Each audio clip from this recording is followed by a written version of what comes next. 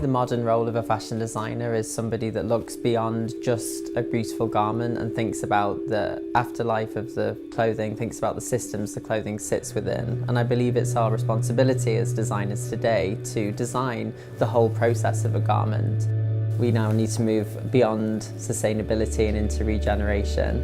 And designers have always come up with creative solutions to problems. That's what being a designer is. So of course now it makes complete sense that fashion designers could then lend those skills to saving the planet as well. And I think it's well within their capabilities to do so. And I think once we realise that, we'll see really radical change.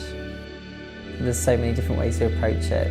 It's not like a one-size-fits-all thing, but it can fit everybody. You just have to come at it from different angles, and then together we'll make a huge difference.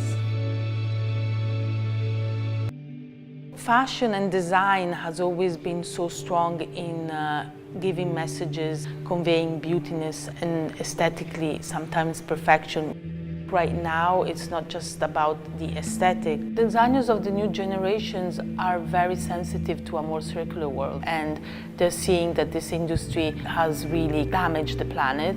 And right now I see that they're really wanting to make changes to be more sustainable and more responsible.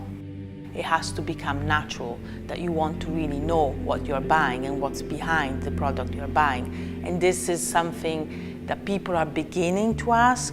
Creatives are really challenging themselves to find solutions, and obviously this means to find materials or ways of doing projects, design, clothing in a better way.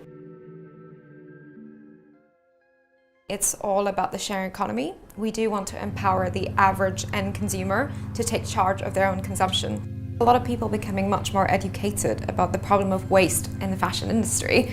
I think that everyone who's thinking of creating new clothes needs to reconsider what new actually means. For us, new is an experience. It's sharing what you already own with each other. Really think about what's going to happen to the life cycle of the garment.